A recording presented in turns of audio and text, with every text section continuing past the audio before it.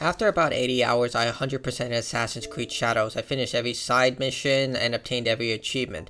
So let's discuss if this latest installment in the Assassin's Creed franchise learned from its mistakes or repeats the same issues. This review will contain spoilers. Let this serve as your first and only warning. Assassin's Creed Shadows stars dual protagonist Yasuke and Naoe. Yasuke is the first historical figure to play as a major character within the Assassin's Creed franchise, whereas Naoe is a purely fictional character. Set in 1579 Japan during the Azuchi Monoyama period, Naoe seeks revenge for the death of her father and the destruction of her clan, and Yasuke the destruction of his daimyo. The narrative does have a lot of promise, but falls flat due to lackluster execution and the inability to create tension or drama. Yasuke and Naoe's story should be full of potent drama, considering how the two forge an uneasy alliance. Yasuke, under the orders of Oda Nobunaga, helped destroy Naoe's clan, taking part in killing dozens of her people. Losing her clan fills Naoe with thirst for revenge, but the writers never capitalize on this. These two forge an uneasy alliance, but then act like they're in a buddy comedy movie, staring at the clouds and sharing travel stories. This extends to the writing, as it often contradicts itself. Naoe will often default to violence, whereas Yasuke doesn't. The game does include a canon option where all the decisions are made with what happened as part of the Assassin's Creed lore instead of having the player decide what could happen, but this is flawed as well. In one instance, when Naoe wants to kill one of the Order members that happens to be someone close to Yasuke, you can either decide to attack them or not, but regardless of your choice, the outcome is the same. Even worse is that Yasuke simply dismisses Naoe's actions immediately when he should be angry at her. In turn, if Naoe decided not to attack, she should be angry at Yasuke for not allowing her to take revenge for one of the people who were responsible for the destruction of her clan. The game gives this false sense of choice since all the decisions lead to the same outcome. Even worse is that it cheapens the personality of these characters. Take into consideration Enzio Auditore, Edward Kenway, Shay Cormac, Arnold Dorian, Connor, and Altair. All of them had set personalities that evolved throughout their respective games. Enzio became a seasoned leader, Connor understood that his goals extend beyond his people, Edward found purpose, and Altair let his anger go. By the end of the adventure, Naoe and Yasuke are the same people as when they started the adventure, with no growth and flat conclusions, especially consider that you can make them flip-flop on choices, which also devalues their impact. Where the game does excel is building your base of operation. Taking reference from Assassin's Creed Brotherhood and Assassin's Creed 3, you'll gather your allies across the map by gaining their loyalty. Some are rushed, like the blacksmith who have lost his family recently. Now it just recruits him because the game just needs to progress as quickly as possible. Others are more profound, like a thief who almost falls into the pit of despair and nihilism, but is saved thanks to similar trauma between Naoe, who is able to talk him down. You can also romance certain allies, and the game doesn't require you to be exclusive with one. You can romance everyone by just simply choosing the hard option, but even so, at least it's something to give you a connection to these characters, other than just say, hey, join my operation just because. As for the primary antagonist, he's incredibly forgetful. He is barely in the narrative, and the game saturates the journey with so many small villains. Without establishing them, you'll eventually feel like a serial killer rather than an assassin precisely destroying an operation. The finale for Yasuke and Naoe offers more exclusive looks at the characters' motives. Yasuke with his hatred for the Templar Order, and Naoe being born into the Brotherhood, but that's a major issue in its own right. You see, in Assassin's Creed games, the past, despite being a bulk of the game's content, served as a supplementary narrative to the main modern-day story. Altair was about Abstergo trying to locate a piece of Eden. Enzio's memories trained Desmond into a master assassin. Connor was centered on finding an exclusive key for a jail cell, and so on. Since the death of Desmond Miles, the Assassin's Creed narrative fell off really hard, with the game attempting to find a new leading figure with several games before landing on Lila, whose only memorable moment was meeting Desmond Miles as an AI in the end of Assassin's Creed Valhalla. And the developers never followed up on Juno's story, which served as the primary narrative for some time before they forgot about it. At least with Valhalla, despite limiting the modern-day section to a small island, they had plenty of journal entries and other collectibles that provide massive data entries that expanded many facets of lore, and the ending with a profound conclusion that established a new main character who was actually interested named Basim. Here, the game does nothing to the franchise to get it back on track and ends with no direction. The entire game just felt like a filler episode with little substance or even an idea of what they had planned. This is a franchise that ended games with huge cliffhangers, with blood-covered walls that were only visible with eagle vision, killing a beloved character like Lucy, or finding out that Adam and Eve were actual real people along with other godlike figures. Instead, we got a safe story with really no impact, and the finale of the game just leaves us with more questions and asking yourself, what was this all for? Much of Assassin's Creed Shadows plays like Valhalla, but with Naue and Yasuke splitting Ivor's skill set. Naue is nimble and quicker, making her an ideal candidate for sneaking, but she deals less damage in combat. Yasuke is a literal wrecking ball who excels at combat but lacks acrobatics and can barely climb. Yasuke definitely serves as the game's easy mode, as even on expert you can destroy enemies with ease. Naue, on the other hand, on expert difficulty, enemies are way smarter, aggressive, and can see you on roofs. You won't have access to Yasuke until Act 2, which can take around 10 hours to reach. Fortunately, once you reach Act 2, Yasuke's level and recruitment will match Naue's current level. Most of the game will allow you to use either Naue or Yasuke, but there are plenty of annoyances that require you to switch and exclusive missions that require Naue or Yasuke. Switching between the characters is annoying as it requires you to access your equipment menu, hold to interact to switch, and then go through a loading screen to finally switch. You're going to do this a lot, as almost all synchronization points require Naue, or at least are easier with Naue, and a chore for Yasuke to just travel between the world. But in turn, Yasuke is the only one who can move large barriers that usually hide optional collectibles and treasures. And if you're one of those Assassin's Creed players who enjoy gathering all the synchronization points at the beginning for fast travel purposes, be prepared for a lot of pain, as the developers placed almost all of them in hostile territory. Why is this a problem? Well, because of the game's obtuse leveling system. The leveling system in Shadows only exists to gatekeep areas. Since each area requires a certain minimum level, entering when you're 5 levels below the recommended level means enemies will one-shot you. Even worse, once you hit level 35, which is the highest level shown on the map, the maximum level being level 50, every enemy will match your current level. But you cannot just level up to gain new skills. Instead, the game gatekeeps even further by requiring knowledge points. Knowledge points are the secondary levels you'll need, which are obtained by completing repetitive tasks such as praying at shrines, meditation points, training points with Yasuke, and completing missions. I wish this was the end of the grinding systems implemented in this game, but somehow it gets worse. You see, your equipment also has a level that determines the potency of its effectiveness. So if you obtain a legendary weapon or armor at level 20, and your character levels to level 21, any item, regardless of its rarity, will be better than that level 20 equipment. You can upgrade any piece of gear used in the blacksmith, even add in special bonuses called engravings. There are 2 that you can implement on each weapon and armor, but these cost resources that require an awful amount of grinding to obtain as well. Even if you deconstruct weapons and armor, it still gives you the bare minimum. The best thing to do is just to hoard items, but even then they give you such a minimum amount of them. You can obtain resources by finding them in the overworld, but I found the best way was to repeat missions called contracts. These have you doing the same objectives in the same layout of enemy camps that often houses resources along with completion bonuses for doing them. I did this for about 2 hours, gathered a surplus of resources, and sold the building materials since I was always starved for money and resources by just playing the game normally. You can break down equipment for single resources or sell non-legendary gear, which they offer pennies compared to this method I just mentioned. That, or you could just buy it from the store. That's right, Ubisoft has a store where you can buy resources, equipment, unique mounts, and even the map itself that highlights all points of interest. This is just plain wrong, and just highlights that this company has learned nothing from the experience boosters from Assassin's Creed Odyssey. All I could think when I saw this is how they reduced resources, money, and even cool mount unlocks just to get more money out of you. They even have a battle pass that requires you to keep logging into the game and completing repetitive objectives. You can't buy these points, but the fact that there's another currency that you have to deal with and even more content that's locked behind a huge grind wall, it's just absolutely insane.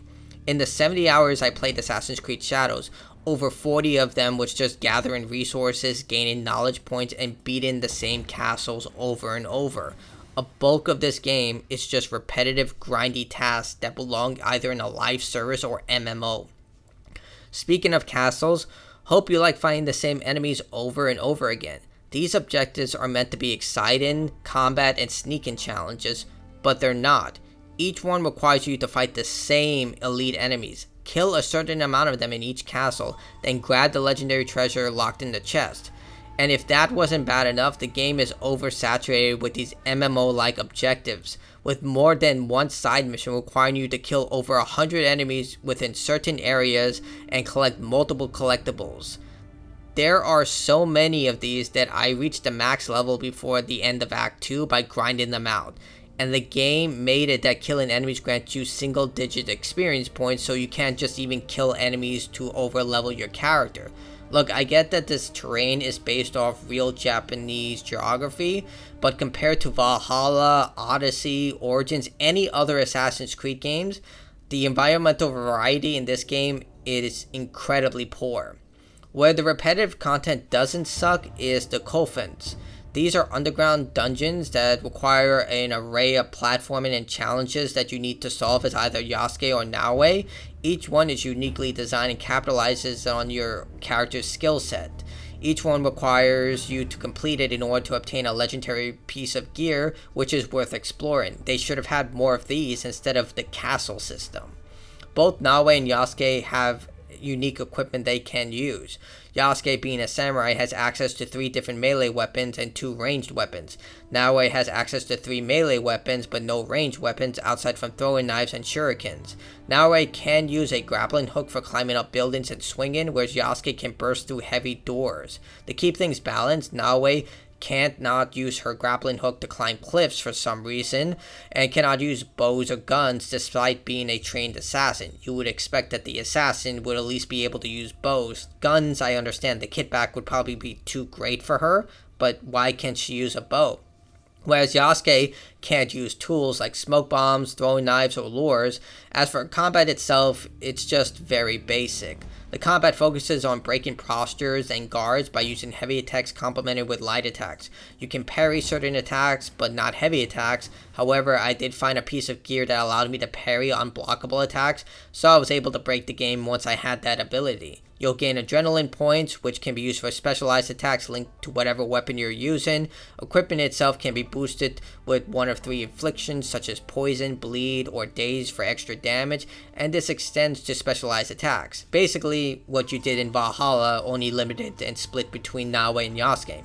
Some enemies will have armor that require you to destroy it before damage can be caused. It's basically the same combat system from Valhalla, only without the stamina meter.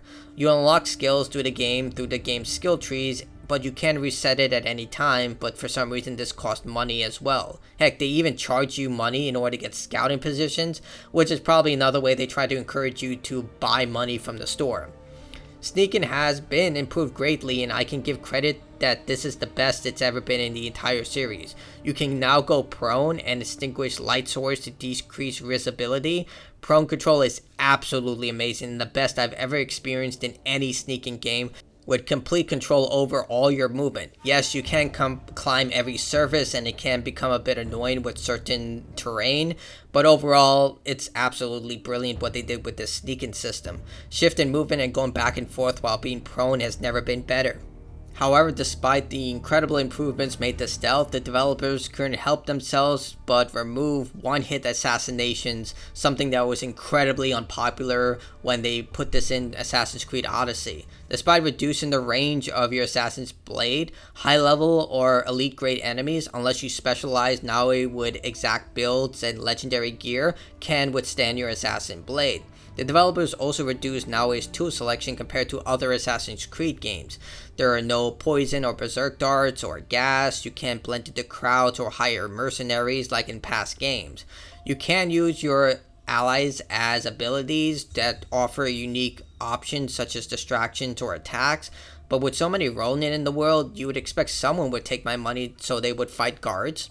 Naoe, unlike Yasuke, has access to eagle vision, which allows her to tag and see enemies through walls. It's a shame that this isn't spoken about in the narrative. As a longtime Assassin's Creed fan, this is an old ability that I fully understand, but if you're a newcomer to the franchise, the question of why Naoe has this and not Yasuke should have been addressed or at least remarked on. I mean, Yasuke should have known that something is up with Naoe given how she's aware of her environment to such a profound degree, especially guard positions. Unfortunately, for some reason, the developers decided to remove the use of eagles for aerial reconnaissance. For those unaware, the eagle is a symbolic creature within the Assassin Order to the point that their outfits and even their training involves eagles.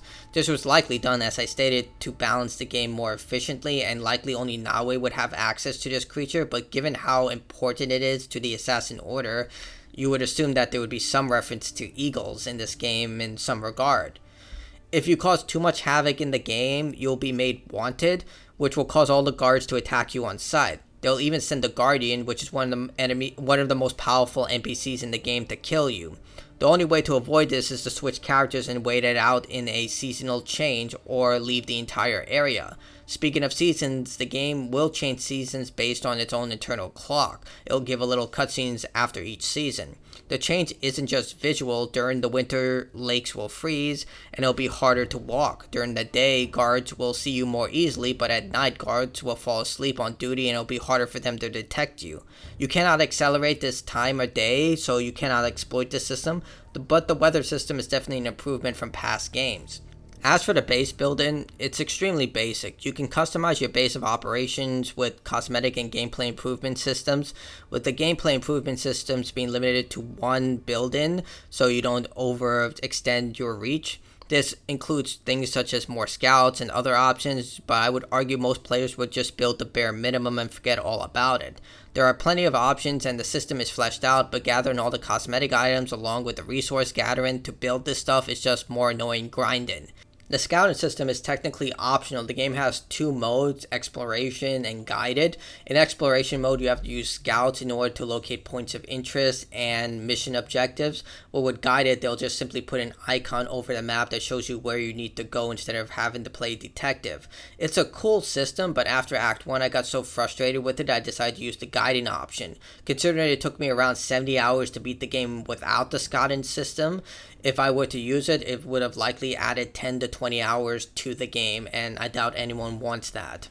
The world of Assassin's Creed Shadows is wonderfully designed. The Ubisoft does know how to make a believable world, but not know how to capitalize on it. As I stated, the game is full of repetitive objectives for the sole purpose of increasing the playtime and convincing players to buy the microtransactions to speed up the process. For the handful of missions that are entertaining and use the map effectively, there are dozens that do not. It doesn't help that the game doesn't include an autopilot feature for when you're traveling the world for some reason, and punishes the player for moving outside the paths provided. Doing so will have the player being overwhelmed with flora that makes it hard to see, uneven terrain that will constantly stop your character, and overall an annoying experience. You can't even sprint through settlements using your mount for some reason. This was an annoying feature in Assassin's Creed Origins, Assassin's Creed Odyssey, Assassin's Creed Valhalla. I have no idea why it's still in this game. Allow me to sprint using my mount in settlements. The developers also decided to lock any unique mounts behind a paywall, when the only option in the core game being the same horse reskinned with a variety of saddles.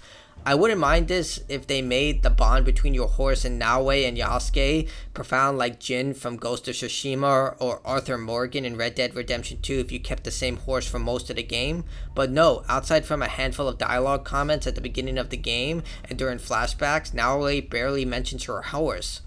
Much of the game does involve you hunting down targets like in Assassin's Creed Odyssey and Valhalla, with a lot of them hiding in the open world. As you weaken the powers at the top, you'll eventually reach your primary target. Here, you'll take control of either Naoe or Yasuke to take down the target, with most missions playing out the same way or having you switch between Yasuke and Naoe. Only a limited few have unique perspectives. This is a shame since you cannot replay missions. If you don't manually save, you'll miss out on the other side of how they dealt with the mission. but I would have added a lot more choices to how you tackle these objectives. It's also a shame they didn't have the Unity or Mirage open assassination feature, where various options were available to the player. Instead, the game usually wants you to follow an ideal path by blocking most options with heavy number of guards or the animus wall, or even just placing certain paths in the wide open where you'll be easily caught. It's a shame because the core missions of Assassin's Creed Shadows are genuinely good. The issue is that the sheer amount of grinding, lack of consistency with the characters, and no solid direction for the core narrative are too large of an issue to ignore. I feel like a broken record at this point, but this mirrors the same complaints I have had with other Ubisoft games like Avatar Frontiers of Pandora, Assassin's Creed Valhalla, and Far Cry 5. The potential is there, but instead of taking a dive and making risky choices that they were known for, they're stuck in the same loop, and it's hurting what should be an incredible experience. Assassin's Creed games are generally known for incredible soundtracks and voice acting, but for some reason that's not here. Do not play this game with English voices unless you want to burst out laughing. It definitely feels like the voice actors from South Park trying to play Asian characters. The actors were definitely trying to keep the characters sounding Japanese, but speaking in English makes it sound like a comedy. The soundtrack is alright, with the music used in the final battle with Yasuke being unexpectedly incredible. However, compared to the non-RPG Assassin's Creed games, the cinematic direction and steep decline in quality is very apparent here. You can see that they just don't care a lot in developing a truly cinematic experience that Assassin's Creed were once known for. Assassin's Creed Shadows is a safe game. Unlike the golden age of Assassin's Creed games, where the franchise took risks with storytelling, expansive gameplay options, competitive multiplayer, and cooperative modes, here Ubisoft followed their formula down to the letter. Large map, repetitive tasks, increased grind to encourage use of the store, and an ending with no real substance. The game doesn't even push its own overall narrative of the Assassin's Creed franchise forward in any way. There's no mention of Basim or Juno or anything meaningful to the core narrative. Assassin's Creed Shadows is just another Ubisoft game, and given that this is their flagship franchise, this should not be the case. This was once a franchise that pushed boundaries, that constantly had players anticipating the next big game, the next big protagonist, but here, there's none of that. And that's just disappointing. This is a franchise that used to push boundaries, but instead it's following the tried and true formula of Ubisoft, and now people are just fed up with it. Why would you do this with your flagship franchise? Why would you not push further into developing a greater experience? And most importantly, why didn't you listen to feedback? Assassin's Creed Mirage was a good step in the right direction, but instead of following through with those concepts, you decided to go completely left field with this game. Considering how long Assassin's Creed fans have been waiting for a Japanese setting, this right here is not what I expected. It's even worse. I'll go, see what I can find out.